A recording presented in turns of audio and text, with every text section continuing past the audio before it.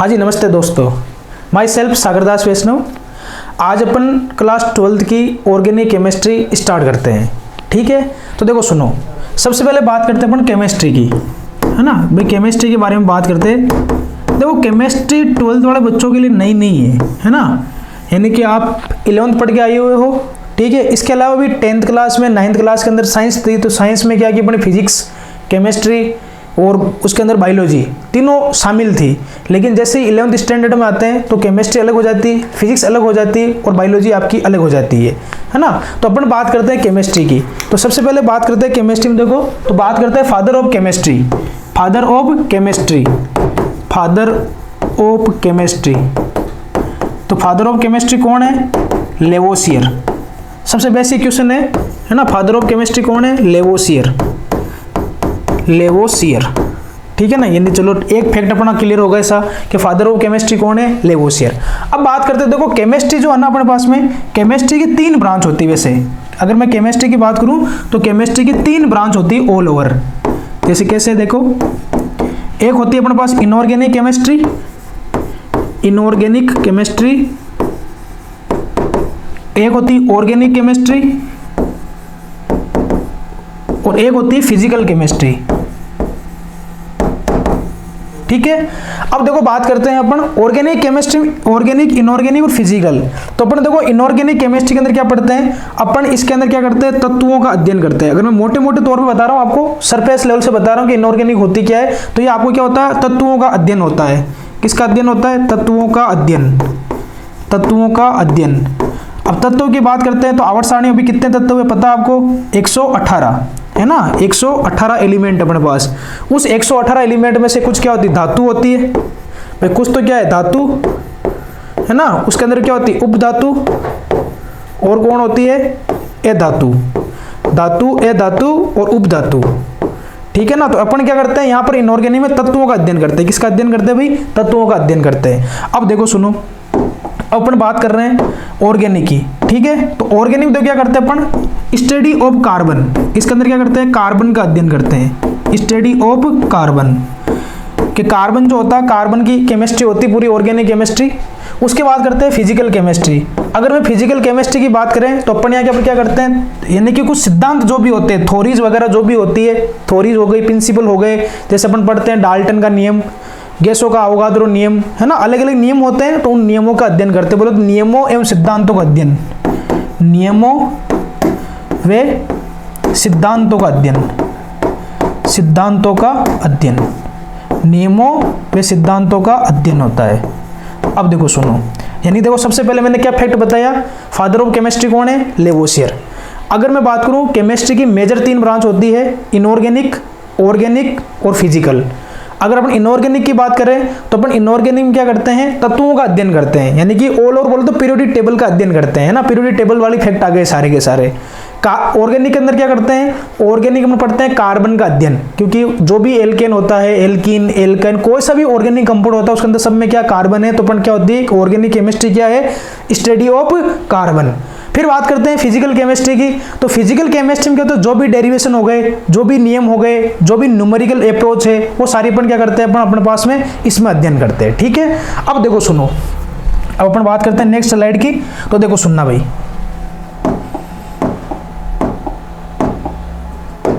देखना सुनना भाई। अगर मैं बात करूं आपके पास में, देखो सुनो, जैसे अपन बात कर रहे हैं क्लास 12th, क्लास 12th की बात कर रहा था मैं, क्लास 12th, क्लास 12th। तो देखो सबसे पहले बात करते हैं, थोड़ा सिलेबस की बात करते हैं। ठीक है ना, कि सिलेबस क्या क्या है अपना ना, पाठ्यक्रम क्या क्या है। तो देखो सिलेबस की देखते हैं, सिलेबस में क्या क्या है, देखना सुनना। आपके अभी नया जो सिलेबस आया, जो नई एजुकेशन पॉलिसी है 2020 की, उसके अकॉर्डिंग आपका सिलेबस बहुत कुछ रिड्यूस कर दिया गया है ना। बहुत मतलब सिलेबस कम कर दिया गया है। पहले 16-17 चैप्टर होते थे, अब आपके 10 चैप्टर है आपके। ठीक है ना। तो कौन कौन से 10 चैप्टर है पहले देखो सुनो, देखना सुनना भाई। पहला चैप्टर आपके पास पढ़ोगे विलियन। कौन सा चैप्टर पढ़ोगे आप? विलियन चैप्टर पढ़ोगे, है ना। आपका 12th क्लास में पहला चैप्टर है विलियन। ठीक है। दूसरा चैप्टर आपके पास में है विद्युत रसायन, इलेक्ट्रोकेमिस्ट्री। कौन सा चैप्टर है भाई? विद्युत रसायन। दूसरा चैप्टर आपका है विद्युत रसायन। ठीक है। फिर तीसरा चैप्टर आपके कौन सा है इसके अंदर? फिर आपका है रासायनिक बल गतिकी।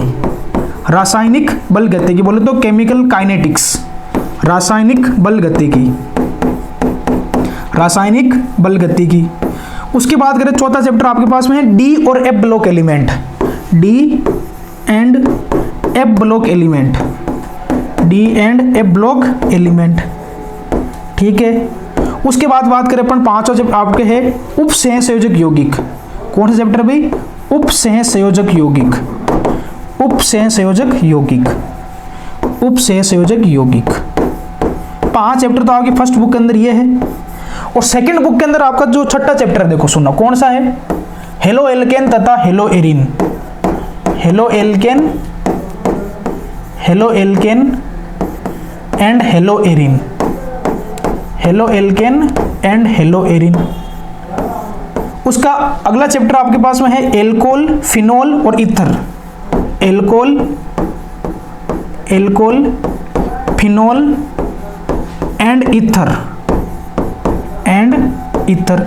उसके बाद में आपका चैप्टर है 8वां चैप्टर है आपके पास इसके अंदर aldehyde, aldehyde, ketone, aldehyde, ketone और कार्बोक्सिलिक एसिड, कार्बोक्सिलिक एसिड, है ना, कार्बोक्सिलिक एसिड।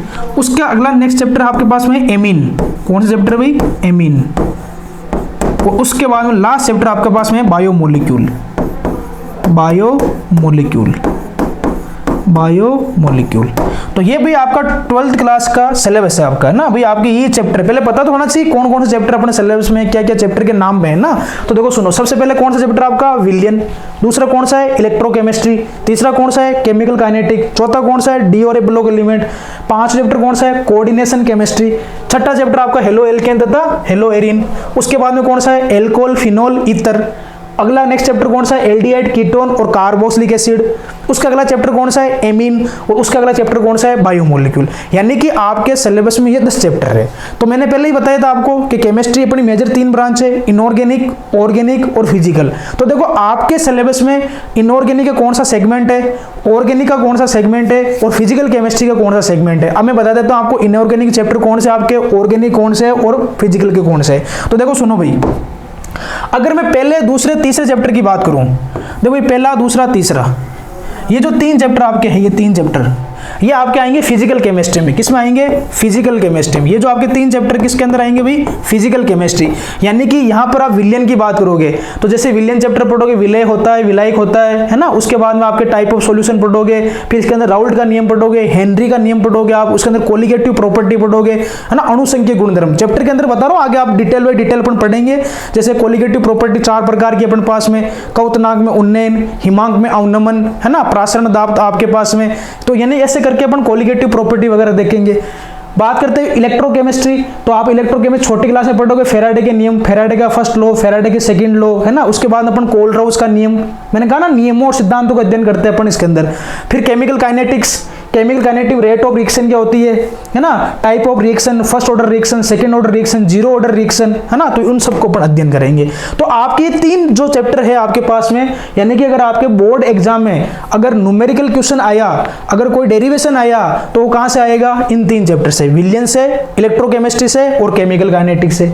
फिर देखो सुनो, फिर अगली बात करता हूं, देखो ये 2 chapter D block, F block element. देखो सुनो, डी ब्लॉक और एफ ब्लॉक एलिमेंट और कोऑर्डिनेशन केमिस्ट्री। तो मैंने क्या बोला, देखो मैंने आपको क्या बताया? Inorganic chemistry. इनऑर्गेनिक केमिस्ट्री क्या होती है भाई? यानी कि आपके पास में तत्वों का अध्ययन। और तत्व अभी कितने एलिमेंट है? 118 एलिमेंट है। और आपको सबको पता है, क्लास 11th में आप पढ़ के आए हो कि अभी जो एलिमेंट है उसको 4 ब्लॉक में बांटा गया, S block element, P block element, D block element, F block element. तो आप क्लास 11th में एस ब्लॉक और पी ब्लॉक चैप्टर पढ़ के आए हो। अब आप क्लास 12th में डी ब्लॉक चैप्टर और एफ ब्लॉक चैप्टर पढ़ोगे। तो देखो डी ब्लॉक और एफ ब्लॉक किस में आते हैं? Inorganic chemistry. उसके बाद में उपसहसंयोजक यौगिक, यानी कि यहां पर आप डी ब्लॉक एलिमेंट जो भी ट्रांजिशन मेटल होते हैं उन सब के आप कोऑर्डिनेशन कंपाउंड पढ़ोगे, ठीक है ना। वो आगे आ जाएंगे, आप देखते जाओगे। तो ये जो 3, ये दो चैप्टर आपके, वो किसके अंदर है आपके? इनको बोलेंगे अपन इनऑर्गेनिक में। किस में है भाई आपके पास में? ये इनऑर्गेनिक में। और सबसे अगला आता है अपने पास में ये 5 चैप्टर, है ना। ये पूरे के पूरे देखो 5 चैप्टर, ये 5 चैप्टर, ये देखो ये जो 5 चैप्टर है, ये जो 5 चैप्टर आपके पास में, ये है ऑर्गेनिक केमिस्ट्री। किसकी है? ऑर्गेनिक केमिस्ट्री, ये आपके पास में किसका पोर्शन रहेगा, आपका ऑर्गेनिक केमिस्ट्री का रहेगा। यानी कि ये पांचों चैप्टर, हेलो एल्केन था, haloarene, alcohol, phenol, ether, aldehyde, ketone, carboxylic, amine, biomolecule, ये सब आपका सेगमेंट किसका है, ऑर्गेनिक केमिस्ट्री का सेगमेंट है। यानी कि अगर मैं मेजर तो बात करूं तो 3 चैप्टर तो आपके फिजिकल के हैं, उसके बाद बात करें तो अपन 2 चैप्टर आपके इनऑर्गेनिक के हैं, और आपके पास 1 चैप्टर यानी कि 5 चैप्टर आपके पास, यानी पूरी बुक, एक बुक पूरी आपके पास किसकी, ऑर्गेनिक केमिस्ट्री की है। ठीक है ना। तो अभी देखो गर्मी की छुट्टियां पड़ी हुई है आपके पास में, तो अभी मौज मस्ती करने से अच्छा है कि थोड़ा थोड़ा ऑर्गेनिक केमिस्ट्री का सेगमेंट करते चलो, ताकि आपकी ऑर्गेनिक केमिस्ट्री अच्छी हो जाए, है ना। तो देखो सुनो, अब बात करते हैं अपन, देखो अगर मैं इसकी मैं बात करूं, देखो सुनो, है ना। अगली बात देखो अपने पास, अपन देखते हैं, ये अपना हो गया। अब देखना सुनना भाई, अपन सबसे पहले ऑर्गेनिक केमिस्ट्री वाला सेगमेंट स्टार्ट करेंगे। तो ऑर्गेनिक केमिस्ट्री का सेगमेंट जो स्टार्ट करेंगे, उसके लिए सबसे पहले आते हैं आपको आईयूपीएसी नोमेनकल्चर। यानी कि अगर मैं ऑर्गेनिक केमिस्ट्री में अगर आपका जीव का जंजाल, है ना, अगर जीव का जंजाल बनेगा तो कौन बनेगा, ऑर्गेनिक केमिस्ट्री बनेगी। और ऑर्गेनिक केमिस्ट्री के अंदर जिसके नामकरण जिसका अच्छा है, जिसका नामकरण अच्छा है उसके तो मजे है, और जिसका नामकरण अच्छा नहीं है, इसलिए आपको छुट्टियों के अंदर अपन स्टार्ट करा है सेगमेंट, ताकि आप नोमेनकल्चर को थोड़ा थोड़ा करते हो चलो। क्लास 11 का 12वां चैप्टर, है ना, some basic concept of organic chemistry, यानी कि कार्बनिक रसायन के मूलभूत सिद्धांत, वो चैप्टर थोड़ा थोड़ा पढ़ा करो आप। ठीक है ना। बाकी तो अपन जो चैप्टर पढ़ेंगे, जहां जो नोमेनकल्चर आएगा मैं सिखाऊंगा वहां पर आपको। ठीक है ना, कोई दिक्कत वाली बात नहीं। अब देखो सुनो भाई, अपन सबसे पहले बात करते हैं नोमेनकल्चर की बात करूं तो देखो नोमेनकल्चर में सबसे पहले पढ़ते हैं रेडिकल। क्या पढ़ते हैं, रेडिकल। देखना सुनना, देखो बोर्ड पे देखो, एक बार अपन पढ़ेंगे मूलक, है ना। देखो सुनना, बेसिक से लेके चल रहा हूँ, 0 लेवल से चल रहे हैं, है ना। आज अपनी फर्स्ट क्लास है, फिर बाद में अपना सिलेबस स्टार्ट हो जाएगा तो सिस्टमेटिक हो जाएगा आराम से। अपने फर्स्ट दिन से अपने नोटबुक बना के रखना, नोट्स बुक साथ साथ अपने नोट बना के चलना। ठीक है भाई। देखो सुनो भाई, बात करते हैं अपन रेडिकल की। अब देखो रेडिकल में बात करते हैं अपन, आपने 3 कंपोनेंट पढ़ के आए हो। देखो सुनो, अगर मैं 3 कंपोनेंट की बात करूं तो आप 3 पढ़ के आए हो, आप खुद बोलोगे सर हमने पढ़ा है। हाइड्रोकार्बन चैप्टर पढ़ा हुआ 11th क्लास में आपने, उसमें आपने क्या पढ़ा, एल्केन को पढ़ा होगा, है ना, एल्केन को पढ़ा होगा, आपने एल्कीन को पढ़ा होगा, और आपने एल्काइन को पढ़ा होगा। यानी कि आपने एल्केन, एल्कीन और एल्काइन, ये तीनों चैप्टर आपने पढ़े हैं। हाइड्रोकार्बन चैप्टर क्लास 11th 13वां चैप्टर, है ना। अब आप खुद अपने मन में बोलो एल्केन का सूत्र क्या है, मन में बोलो एक बार एल्केन का सूत्र क्या है। जिसको याद है बोलो मन को, जिसको नहीं आ रहा तो देख लो, समझ लो आपने अभी 11th का जस्ट एग्जाम दिया है और एल्केन का सूत्र याद नहीं, देख लो भाई, मेहनत करो, 12th बोर्ड एग्जाम है। तो एल्केन की बात हो तो सूत्र क्या होता है, CnH2n+2। ये किसका सूत्र है, एल्केन का है। एल्केन का सूत्र क्या है, CnH2n, और एल्काइन का सूत्र क्या है, CnH2n-2, है ना। यानी कि एल्केन का सूत्र, ये एल्कीन का सूत्र और ये एल्काइन का सूत्र। आपने ये भी पढ़ा होगा, एल्केन को सामान्य नाम में क्या बोलते हैं, पैराफिन। क्या बोलते हैं, पैराफिन। एल्केन का सामान्य नाम क्या होता है, पैराफिन। एल्कीन का सामान्य नाम क्या होता है, ओलिफिन। क्या होता है, ओलिफिन, ओलिफिन। ठीक है ना। और एल्काइन का सामान्य नाम नहीं है। एल्केन का सामान्य नाम पूछते हैं, ध्यान रखना, कॉम्पिटिशन एग्जाम में पूछते हैं, ध्यान रखना, एल्केन का सामान्य नाम क्या है, पैराफिन। या पैराफिन किस हाइड्रोकार्बन के लिए यूज किया जाता है, तो paraffin used for alkane. Olefin किसके लिए यूज किया जाता है, ओलिफिन किया जाता है एल्कीन के लिए। अब देखो इनके लिए वर्ड क्यों करते हैं काम अपन, देखो पैराफिन क्यों बोलते हैं, है ना, इसको इनको क्यों बोलते हैं। देखो सुनो, अगर मैं बात करूं पैराफिन की, देखो सुनो बोर्ड पे देखो एक बार, अगर बात करें पैराफिन, ये पैराफिन होता है, पैराफिन। ठीक है ना, पैराफिन। अगर मैं इस वर्ड को तोड़ूं तो मुझे 2 वर्ड प्राप्त होंगे, देखो, है ना। अगर इस अपन वर्ड को तोड़ें तो अपन को 2 वर्ड प्राप्त होंगे। एक तो वर्ड प्राप्त होगा पैरा, पैरा, और एक होता अफिन। अफिन बोलो तो एफिनिटी, है ना, मैं डायरेक्ट लिख देता हूं एफिनिटी। पैरा का अर्थ होता है अपने पास में लिटल, पैरा का अर्थ क्या होता है अपने पास में, लिटल। और एफिनिटी का मतलब क्या होता है, लव, स्नेह, है ना, लिटल से लव होता है, लिटल लव होता है अपने पास में पैराफिन।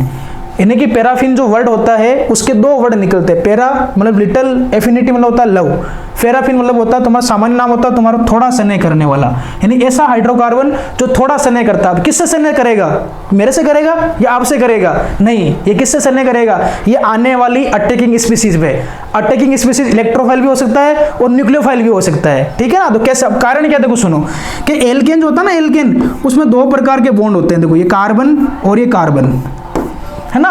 यानी कि 2 प्रकार के बॉन्ड है, कार्बन कार्बन बॉन्ड होता है, कार्बन हाइड्रोजन बॉन्ड होता है। यानी कि कार्बन कार्बन बॉन्ड और कार्बन हाइड्रोजन बॉन्ड। भाई एल्केन तो यही होती है।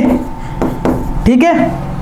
तो देखो क्या होता है कि ये जो कार्बन कार्बन जो बॉन्ड होता है, ये कार्बन कार्बन बॉन्ड, इसकी बॉन्ड डिसोसिएशन एनर्जी होती है 80 किलो कैलोरी पर मोल, 80 किलो कैलोरी पर मोल, जो कि क्या होती है, बहुत ज्यादा होती है ना। देखो सुनो, बाहर से जो भी अटैकिंग स्पीशीज आएगा, केमिस्ट्री क्या है, देखो सुनो, केमिस्ट्री अगर मैं बात करूं, केमिस्ट्री के अंदर होता है क्या, देखो तुम्हारे पास में, अगर मैं केमिस्ट्री की बात करूं तो अगर सामान्य नाम में बोलो केमिस्ट्री क्या है, तो केमिस्ट्री क्या है, formation of bond and breaking of bond, बंद का बनना और बंद का टूटना, बस यही तो केमिस्ट्री, और क्या है, बंद टूटता है नया जुड़ता है, बंद टूटता है नया जुड़ता है। तो देखो सुनो, मान लो बाहर से कोई भी आ सकता है, इलेक्ट्रोफाइल न्यूक्लियोफाइल जो भी आएगा, है ना, जो भी अटैकिंग स्पीशीज आएगी, मान लो AXYZ जो भी है, वो आके जुड़ेगी इसके ऊपर, कब जुड़ेगी, जब ये बॉन्ड टूटेगा, भाई ये बॉन्ड टूटेगा तभी तो आगे जुड़ेगा ये। तो लेकिन होता क्या है कि इसकी बॉन्ड डिसोसिएशन एनर्जी का मान ज्यादा होता है, तो आने वाली अटैकिंग स्पीशीज के पास इतनी एनर्जी होनी चाहिए कि बॉन्ड को तोड़ दे, ठीक है ना। तो बॉन्ड का तोड़ना कैसा है, एंडोथर्मिक प्रोसेस होता है, तो बॉन्ड तोड़ने के लिए इतनी एनर्जी देनी पड़ती है, तो ये एनर्जी का मैग्नीट्यूड क्या होता है, हाई होता है। तो हाई मैग्नीट्यूड होने के कारण क्या होता है, जो एल्केन जो होता है वो क्या करता है, तुम्हारे पास में लिटिल सने दर्शाता है, ठीक है भाई, इसलिए इसको एल्केन के लिए क्या बोलते हैं, वर्ड पैराफिन वर्ड यूज करते हैं। चलो ठीक है साहब, आपने ये बात भी सीख ली, बहुत बढ़िया। अब आगे सीखते हैं। अब बात आता है एल्किन को ओलिफिन क्यों बोलते हैं, तो एल्किन को ओलिफिन इसलिए बोलते हैं क्योंकि ओलिफिन जो वर्ड होता है ऑयली सब्सटेंस के लिए यूज होता है। किसके लिए होता है, ऑयली सब्सटेंस। जैसे अपन पेट्रोल के अंदर ऑयल, गाड़ी के अंदर अपन ऑयल डलवाते हैं, तो ऑयल कैसा होता है, चिपचिपा होता है। घर के अंदर आप किचन में जाना, किचन में जो खाने वाला आपका जो ऑयल है, सब्जी बनाने वाला, वो भी कैसा होता है, चिपचिपा होता है। तो यानी कि कैसा होता है, ये ऑयली सब्सटेंस होता है। तो इसी प्रकार से इसकी प्रॉपर्टी भी इनके समान होने के कारण इसको क्या वर्ड देते हैं अपन, ओलिफिन नाम देते हैं। क्या देते हैं भाई, ओलिफिन नाम देते हैं। चलो ठीक साहब, आगे चलते हैं। अब देखना सुनना भाई, अब अपन बात करते हैं, यानी कि आपने एल्केन देख लिया, एल्किन देख लिया, एल्काइन देख लिया। यानी कि एल्केन का सूत्र होता है CnH2n+2, एल्किन का सूत्र होता है CnH2n, और एल्काइन का सूत्र होता है CnH2n-2। अब अपन बात करते हैं रेडिकल। अब देखो सुनो, बेसिक जो मैं टॉपिक पढ़ा रहा हूं यहां से स्टार्ट कर रहा हूं। देखो सुनो भाई, सबसे पहले बात करता हूं मैं रेडिकल की। किसकी बात करेंगे अपन, रेडिकल की। देखो सुनना भाई, रेडिकल है ना, रेडिकल बोलते हैं मूलक। रेडिकल जो वर्ड होता है किसके लिए यूज होता है, मूलक के लिए। अब देखो सुनना आराम से, ये मैं 0 लेवल से लेके चल रहा हूँ आपको, है ना, क्योंकि अगर आपको ये आ गए तो आगे कोई दिक्कत नहीं होगी आपको। ऑर्गेनिक 5 चैप्टर में लेके कहीं दिक्कत नहीं आनी है, ठीक है ना। तो रेडिकल की बात करते हैं अपन। रेडिकल किसके बनाएंगे, एल्केन के। किसके बनाएंगे अपन, एल्केन के।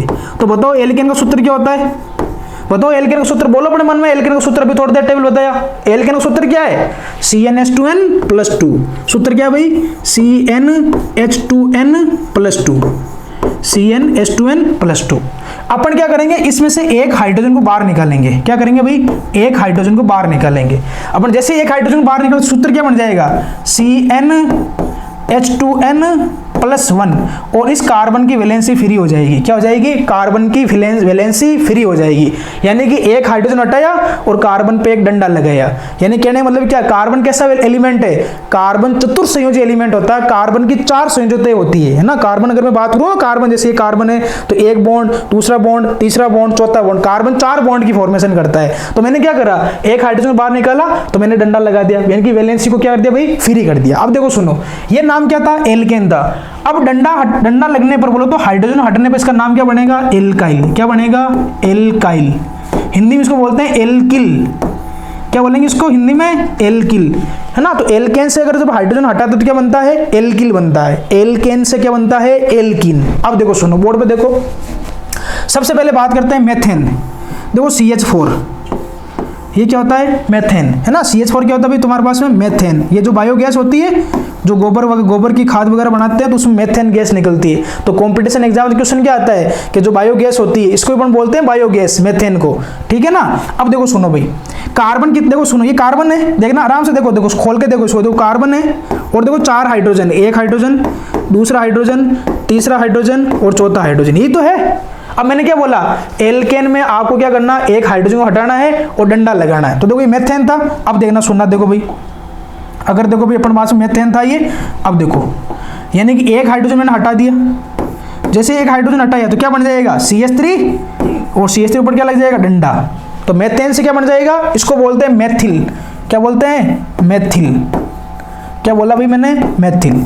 तो तो मेथेन से क्या बना, मेथिल। अब आपसे क्वेश्चन बोलेगा, देखो सुनो क्वेश्चन कैसे आएगा, देखो सुनो इधर देखना, आपको बोलेगा इधर देना सुनना, देखो आपके बोर्ड एग्जाम में 1 नंबर में क्वेश्चन कैसे देना सुनना, बोलेगा आपको मेथिल क्लोराइड से, मेथिल क्लोराइड से, मेथिल क्लोराइड से, मेथिल क्लोराइड से methyl alcohol, methyl alcohol, methyl chloride से मेथिल एल्कोहल बनाने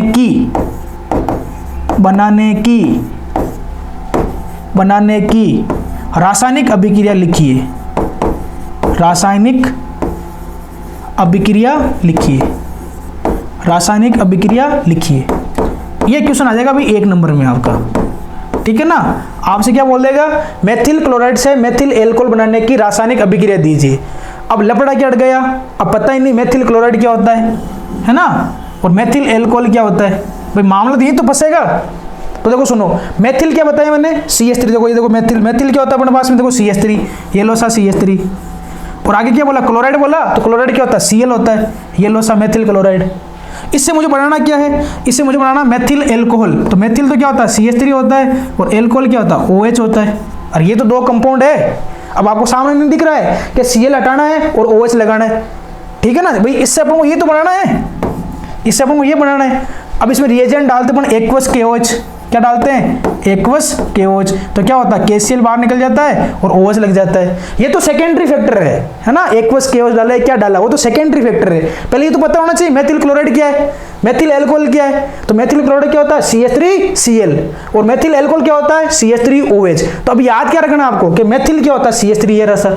अब मैंने बोला मेथिल फ्लोराइड बताओ, मेथिल साइनाइड बताओ, मैंने बोला मेथिल क्लोराइड बताओ, मेथिल एल्कोहल बताओ, समझे नहीं समझे। तो करना क्या, जो नाम बोले उसको डंडे पे बिठा दो, ये जो खाली जगह दिख रहा है ना, वो खाली जगह यहाँ, इसके ऊपर जो भी नाम बोले उसको यहाँ बिठा दो, तो आपका वो कंपाउंड बन जाएगा, ठीक है। समझे, आया नहीं आया। तो मेथेन से क्या बनाई मैंने, मेथिल बनाया। आगे देखो, देखना सुनना भाई, मेथेन हो गया। अब बात करते हैं दूसरा नंबर कार्बन, एथेन। तो एथेन में क्या था, CH3 और CH3, ये होता है अपने पास क्या, एथेन। ये अपने पास में क्या भाई, एथेन।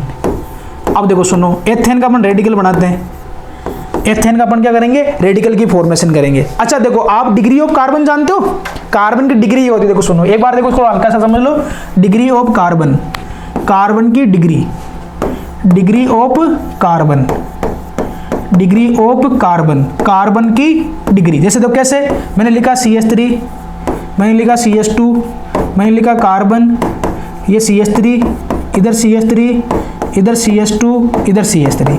मैंने मान लो ये कोई एक कार्बन का ना, मान लो मॉलिक्यूल लिखा। अब अपन को बताना प्रत्येक कार्बन की डिग्री क्या है। तो डिग्री कैसे चेक करनी, कुछ नहीं करना, एक कार्बन डायरेक्ट रूप से कितने कार्बन से जुड़ा हुआ है, एक कार्बन डायरेक्ट रूप से कितने कार्बन से जुड़ा हुआ होता है, जितने कार्बन से जुड़ा हुआ होगा वो उसकी डिग्री कहलाएगा। अब देखो कैसे, देखना समझना।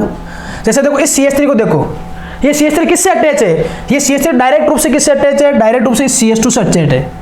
देखो हालांकि अटैच तो सबसे ही है, लेकिन मैं बोल रहा हूं प्रत्यक्ष रूप से, सीधा डायरेक्ट 1 to 1। तो देखो ये इससे अटैच है, तो एक से अटैच है, तो इसकी डिग्री क्या होगी, 1 डिग्री।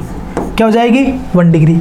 इस कार्बन देखो, इस कार्बन को देखो, इधर भी अटैच है और इधर भी अटैच है, तो इस कार्बन डिग्री क्या हो जाएगी, 2 कार्बन से अटैच है, तो कितना हो जाएगा, 2 डिग्री हो जाएगा। समझ में आया कि नहीं आया। इस कार्बन देखो, इस कार्बन को देखो, ये कितने से अटैच है, 1 2 3 4, तो इसकी डिग्री कौन सी हो जाएगी, 4 डिग्री। समझे नहीं समझे। इसको देखो, ये कार्बन कितने से अटैच है, 1 और 1 2, तो 2 डिग्री, और ये कार्बन इससे अटैच है तो 1 डिग्री। ये होती है डिग्री ऑफ कार्बन। समझ गए, degree of carbon. Degree of carbon मतलब होता है एक कार्बन डायरेक्ट रूप से कितने कार्बन से अटैच होता है, जितने कार्बन से अटैच होगा वो उसकी डिग्री ऑफ कार्बन कहलाएगी। समझ में आएगी नहीं भाई। आगे देखो, तो यहां बताओ ये कार्बन कौन सी डिग्री का है, ये कार्बन कौन सी डिग्री का है, 1 डिग्री का। क्यों है 1 डिग्री का, क्योंकि ये कार्बन इसी से अटैच है बेटा, ये 1 डिग्री हो गया भाई। और ये कार्बन कौन सी डिग्री का है, ये भी 1 डिग्री का है। आगे सुना आपके पास में। अब देखो दोनों 1 डिग्री कार्बन है, तो दोनों हाइड्रोजन भी सेम है। और हाँ ये भी बात करना, जो डिग्री कार्बन की होती है, जो डिग्री कार्बन की होती है वही डिग्री, वही सेम डिग्री उससे जुड़े हुए हाइड्रोजन की या उससे जुड़े हुए ग्रुप की होती है। जैसे मैं बोलूँ ये 3 हाइड्रोजन है, इन 3 हाइड्रोजन की डिग्री क्या होगी, तो कार्बन, ये 3 कार्बन से जुड़े हुए हैं, तो जो डिग्री कार्बन की होगी वही डिग्री इनसे जुड़े हुए हाइड्रोजन की होगी, यानी कि ये तीनों हाइड्रोजन 1 डिग्री के होंगे, ये दोनों हाइड्रोजन 2 डिग्री के, ठीक है ना, ये दोनों हाइड्रोजन 2 डिग्री के, ये हाइड्रोजन कौन सा है 1 डिग्री का। देखो ये कार्बन, देखो ये कार्बन कौन सी डिग्री का है, ये तो 1 डिग्री का है, और ये भी कौन सी डिग्री का है 1 डिग्री का है। समझ में आया नहीं तुम्हारे पास में, तो देखो यहाँ दोनों सेम सेम है, तो कहीं से भी एक आप हाइड्रोजन को बाहर निकाल दो, तो जैसे आप हाइड्रोजन को बाहर निकालोगे, H+ को बाहर निकाल दो, क्या बनेगा CH3, ये CH2 और ये डंडा। तो देखो पहले क्या था, मेथेन से मेथिल, अब क्या आएगा एथेन से एथिल, क्या बन जाएगा भाई एथेन से एथिल, है ना, क्या बन जाएगा एथेन से एथिल बन जाएगा, एथेन से क्या बनेगा एथिल, मेथेन से क्या बना मेथिल, एथेन से क्या बन गया एथिल। चलो बहुत बढ़िया भाई। अगला मॉलिक्यूल देखो, ये 2 नंबर हो गया। 3 नंबर देखना, 3 नंबर बात करते हैं प्रोपेन की, मेथेन हो गया, एथेन हो गया, अब बात करता है प्रोपेन की। अगर मैं प्रोपेन की बात करूं तो सूत्र क्या होता है प्रोपेन, प्रोपेन में 3 कार्बन होते हैं, CH3, ये CH2 और ये CH3, ये अपने पास में क्या होता है प्रोपेन, क्या होता है भाई प्रोपेन। प्रोपेन 3 कार्बन का मॉलिक्यूल है। अब देखो सुनो, प्रोपेन अपने पास में 3 है, अब देखो इसको देखो बात करते हैं अपने पास में CH3, CH2 और CH3। वापस डिग्री निकालो, कार्बन की डिग्री चेक करो, जितने प्रकार के डिग्री के कार्बन है उनको सबको हटाओ। ये कौन से डिग्री का है कार्बन 1 डिग्री का, ये कौन से डिग्री का है 2 डिग्री का, ये कौन से डिग्री का है 1 डिग्री का। और पता है ना 1 डिग्री पता है ना, देखो ये कार्बन इसी से अटैच है तो कौन सी डिग्री का हो गया 1 डिग्री, ये कार्बन इसी से अटैच है तो कौन सी डिग्री का हो गया 1 डिग्री। और देखो इस बीच वाले को देखो कार्बन को, इधर से भी कार्बन से अटैच है और इधर से भी कार्बन से अटैच है तो कौन सी डिग्री का हो गया 2 डिग्री का हो गया। चलो ठीक साहब, अब मैंने क्या बोला, जितनी प्रकार के डिग्री के कार्बन होते हैं उतने अपन को हाइड्रोजन बाहर निकालने होते हैं। तो देखो यहाँ पर मेरे पास 1 डिग्री 1 डिग्री 2 डिग्री है। अब आपको चेक करना है कि ये 1 डिग्री और ये 1 डिग्री दोनों सेम है या अलग अलग है ना। अगर ये दोनों अलग अलग है तो इसका भी रेडिकल बनाओ और इसका भी रेडिकल बनाओ, अगर सेम है तो एक का रेडिकल बना दो। अब वो कैसे पता चलेगा, तो कुछ नहीं करना, इनका पड़ोसी चेक करो, अगर पड़ोसी सेम है तो कार्बन भी सेम है, पड़ोसी अगर अलग है तो क्या होगा कार्बन भी अलग होगा। अब तो कैसे समझो, बोर्ड पे देखो, इसका पड़ोसी कौन है 2 डिग्री कार्बन, इसका पड़ोसी कौन है 2 डिग्री कार्बन, तो दोनों का रासायनिक वातावरण क्या है एक जैसा है, केमिकल एनवायरनमेंट दोनों का एक जैसा है। तो ये 1 डिग्री और ये 1 डिग्री दोनों क्या है सेम प्रकार के, समझे नहीं समझे। तो चाहे तो आप इससे निकाल दो हाइड्रोजन, चाहे इससे निकाल दो, बात एक ही होगा। तो चलो देखो निकालते भी, देखो एक बार मैं क्या करता हूँ 1 डिग्री हाइड्रोजन को बाहर निकालता हूँ और एक बार मैं 2 डिग्री हाइड्रोजन को बाहर निकालता हूँ। ये लो साहब 1 डिग्री हाइड्रोजन को मैं बाहर निकाल रहा हूँ, इधर मैं क्या कर रहा हूँ 2 डिग्री हाइड्रोजन को मैं बाहर निकाल रहा हूँ। 1 डिग्री निकालो, देखो क्या बनेगा CH3, ये क्या बन जाएगा CH2, ये क्या बन जाएगा CH2 और ये डंडा। मैंने क्या बोला हाइड्रोजन हटाओ डंडा लगाओ, तो देखो CH3 CH2 CH2, इसको बेटा बोलते हैं नॉर्मल प्रोपिल, क्या बोलते हैं N प्रोपिल, क्या बोलते हैं इसको अपन N प्रोपिल। यहाँ से देखो 2 डिग्री को हटाओ, देखो 2 डिग्री क्या बनेगा CH3, देखो ये CH और ये डंडा और ये क्या गया CH3। इसको मैं देखो ऐसे भी लिख सकता हूँ, देखो इसको ऐसे लिखो कोई दिक्कत थोड़ी ना है, CH3 CH और CH3 और ये डंडा। बताओ ये नहीं दोनों तो एक ही चीज है, तो कितने रेडिकल बने 2 रेडिकल बने। अब देखो इसका तो नाम बनता है N प्रोपिल। N का मतलब क्या होता है नॉर्मल, जब मॉलिक्यूल में साकर नहीं होता, मतलब मॉलिक्यूल में ब्रांचिंग नहीं होती है, जब मॉलिक्यूल में ब्रांचिंग नहीं होती ना तो अपन लगाते हैं N। अब देखो यहाँ देखना, इसको देखो थोड़ा समझना, ये थोड़ा इंपॉर्टेंट है, देखो ध्यान रखना, ये थोड़ा आपका इंपॉर्टेंट है। तो बोर्ड पे देखो कैसे, जब भी देखो सुनो लाइन क्या बोल रहा हूं देखना सुनना, जब भी एक कार्बन पर 2 CH3, जब भी एक कार्बन पर 2 CH3 डायरेक्ट से जुड़े हुए होते हैं तो उसके लिए वर्ड काम लेते हैं आइसो। क्या वर्ड काम लेते हैं आइसो, यानी कि जब भी एक कार्बन पर 2 CH3 ग्रुप डायरेक्ट रूप से जुड़े हुए होते हैं तो वर्ड क्या काम लेंगे अपन आइसो। ये फिक्स है, एक कार्बन पे जब भी 2 CH3 जुड़े हुए होंगे तो क्या वर्ड काम लेंगे आइसो। तो देखो मैं आइसो वर्ड तो लगा दिया मैंने, देखो ये आइसो तो हो गया। अब क्या करोगे, है ना, कार्बन को काउंट करो, कितने कार्बन है 1 2 3, 3 को क्या बोलते हैं प्रोप, क्या बोलते हैं प्रोप। और जब भी डंडा लगता है तो वर्ड आता है इल। देखो मेथेन से क्या बना, मेथेन से मेथिल, वर्ड पीछे क्या आ रहा इल। एथेन से क्या बना एथिल, वर्ड क्या आ रहा इल। तो इसका भी क्या आएगा, ये तो देखो अपने पास N, देखो प्रोपेन था, प्रोपेन से आ गया देखो प्रोपिल, ये N प्रोपिल हो गया। तो यहाँ देखो कितने कार्बन है 1 2 3, तो 3 के क्या आएगा प्रोप और डंडा लगा तो क्या आएगा प्रोपिल, क्या जाएगा प्रोपिल। तो इसका नाम क्या होता है आइसोप्रोपिल, क्या बनता है आइसोप्रोपिल। यानी कि प्रोपेन के 2 रेडिकल होते हैं, एक होता है N प्रोपिल और एक होता है आइसोप्रोपिल। समझ में आ गए तुम्हारे पास में, बहुत बढ़िया भाई। आगे चलते देखो, देखना सुनना, अगला काम लेता हूं ब्यूटेन। क्या लूंगा भाई मैं ब्यूटेन। देखो ब्यूटेन की बात करते हैं, ब्यूटेन है ना ब्यूटेन। अब आप ब्यूटेन को पढ़ने से पहले एक चीज और समझो, देना बोर्ड पे देखो।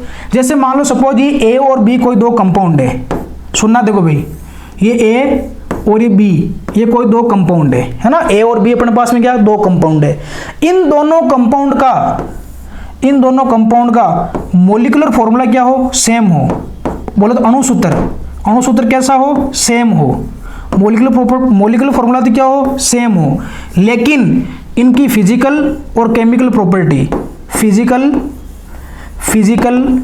एंड केमिकल प्रॉपर्टी क्या हो, डिफरेंट हो। क्या हो भाई, डिफरेंट हो। सुनना देखो आराम से वर्ड, ये परिभाषा आपने पढ़ी है और नहीं पढ़ी तो आपके काम आएगी अपने 11th चैप्टर में, है ना। हेलो एल के अंदर था हेलोरिन, बोला तो आपका 6ठा चैप्टर है ना। फिजिकल एंड केमिकल प्रॉपर्टी क्या हो, डिफरेंट हो। यानी कि देखो सुनो कैसे कि ए और बी कोई दो कंपाउंड है, दोनों का फॉर्मूला कैसा है, सेम है, लेकिन उसकी फिजिकल और केमिकल प्रॉपर्टी, फिजिकल प्रॉपर्टी होती है boiling point, melting point. Chemical property बात करें अपन किसी के साथ रिएक्शन करवाते हैं, कोई रिएक्शन करते हो केमिकल प्रॉपर्टी होती है। तो फिजिकल और केमिकल प्रॉपर्टी क्या हो, डिफरेंट हो। तो ये दोनों कंपाउंड आपस में क्या कहलाएंगे, एक दूसरे के आइसोमर। क्या कहलाएंगे, आइसोमर। क्या कहलाएंगे, दोनों आपस में एक दूसरे के आइसोमर। इसको बोलते हैं समावयवी। क्या बोलते हैं भाई, समावयवी।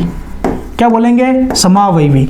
यानी कि दो या दो से अधिक कंपाउंड, दो या दो से अधिक यौगिक जिनके अणुसूत्र समान हो लेकिन उनके भौतिक गुण या रासायनिक गुण क्या हो, भिन्न भिन्न हो, तो ये दोनों एक दूसरे कंपाउंड क्या कहलाते हैं, समावयवी। क्या कहलाते हैं, समावयवी। ठीक है ना। अगर आप लिखना चाहो परिभाषा तो मैं परिभाषा आपको डिटेक्ट कर देता हूं।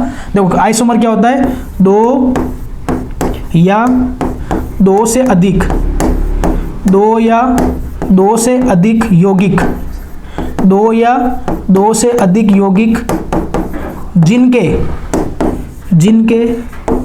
अणुसूत्र समान हो, जिनके अणुसूत्र समान हो, जिनके अणुसूत्र समान हो, लेकिन उनके भौतिक व रासायनिक गुण, लेकिन उनके भौतिक व रासायनिक गुण भिन्न हो। भौतिक व रासायनिक गुण क्या हो भाई, भिन्न हो, भिन्न हो, तो इसे समावयवी कहते हैं। तो इसे समावयवी कहते हैं,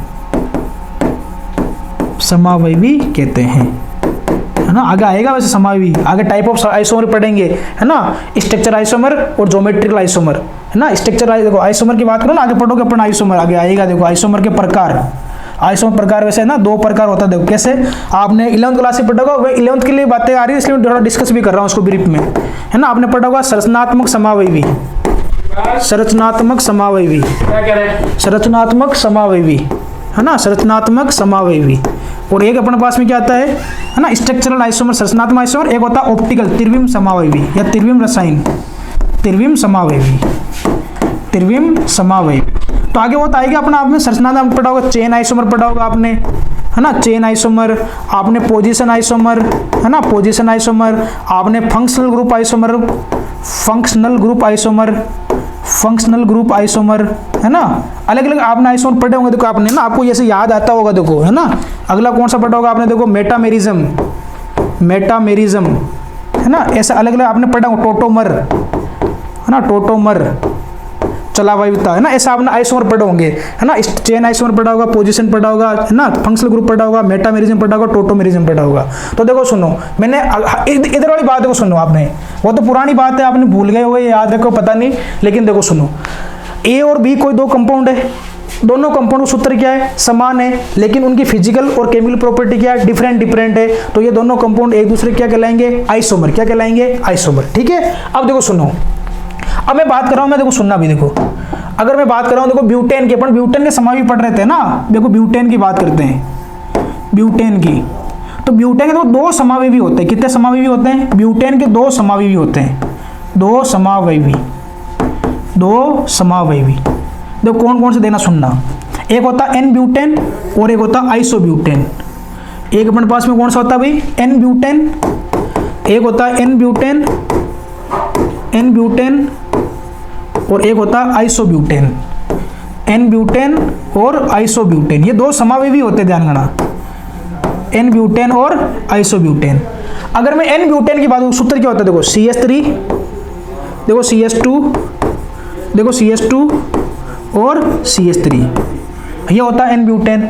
अगला कौन सा है? आइसोब्यूटेन। अब बताओ, थोड़ी देर पहले बताया आइसो, आइसो की कहानी क्या? एक कार्बन पर 2 CH3। तो देखो कैसे, ये देखो CH3, देखो CH, देखो CH3, है ना, एक कार्बन पर 2 CH3 आ गया तो आइसो हो गया। कितने कार्बन? ब्यूट, ब्यूट बोले 4 और वर्ड लगा N, तो क्या आ जाएगा? CH3। तो ये होता है आइसोब्यूटेन। क्या होता है? आइसोब्यूटेन, यानी कि N-ब्यूटेन और आइसोब्यूटेन।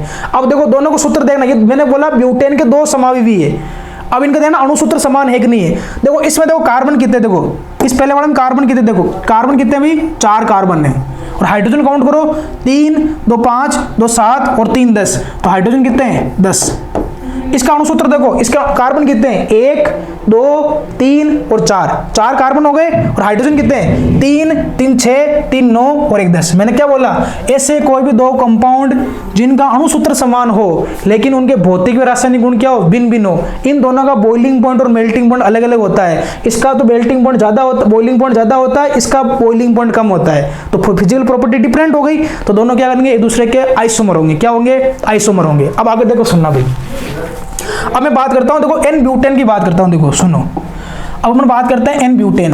N-ब्यूटेन क्या होता है? CH3, CH2, CH2 और CH3। क्या करोगे? सबसे पहला काम है डिग्री ऑफ कार्बन। कार्बन की डिग्री निकालो। ये कार्बन कौन सी डिग्री का है? 1 डिग्री का है। ये कार्बन कौन सी डिग्री का है? 2 डिग्री का। ये कौन सा है? 2 डिग्री का। और ये कौन सा है? 1 डिग्री का। समझ में आया नहीं तुम्हारे पास में? अब देखो 1 डिग्री, 2 डिग्री, 2 डिग्री, 1 डिग्री। तो देखो सुनो, ये 1 डिग्री कार्बन और ये 1 डिग्री कार्बन देखो दोनों सेम है। कैसे? ये 2 डिग्री से अटैच है, ये भी 2 डिग्री से अटैच है। ये दोनों 2 डिग्री भी सेम है। कैसे? इधर ये 1 डिग्री से तो इधर 2 डिग्री से, इधर 2 डिग्री से इधर 1 डिग्री से, यानी कि इसके 2 क्या बनेंगे? प्रतिस्थापी बनेंगे। इनके 2 अपने पास एकल प्रतिस्थापी बनेंगे।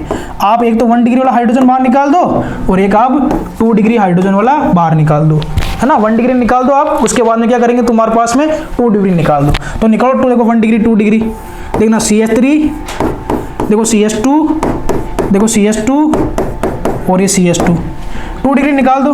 CH3, CH, CH2 और CH3। इसको तो बोलते हैं N-ब्यूटिल, इसको बोलते हैं N-ब्यूटिल, इसको बोलते हैं द्वितीयक ब्यूटिल। क्या बोलते हैं अपन? द्वितीयक ब्यूटिल। क्या बोलते हैं भाई? द्वितीयक ब्यूटिल। ठीक है ना। अब क्या करोगे आप घर पर आइसोब्यूटेन रेडिकल बनाओगे, है ना। अब मैं यही ड्रॉप कर रहा हूं। आप घर पे क्या करोगे? आप घर पे क्या करोगे? आइसोब्यूटेन के बनाओगे। कितने बनेंगे रेडिकल? ये काम आपका है। अब आपका आइसोब्यूटेन जो होता है इसके कितने रेडिकल बनेंगे? ये जो आइसोब्यूटेन है अपने पास में, इसके कितने रेडिकल बनेंगे ये आप बता के लेके आना। अपन नेक्स्ट वीडियो में यहाँ से स्टार्ट करेंगे, ठीक है ना। ओके भाई, थैंक यू।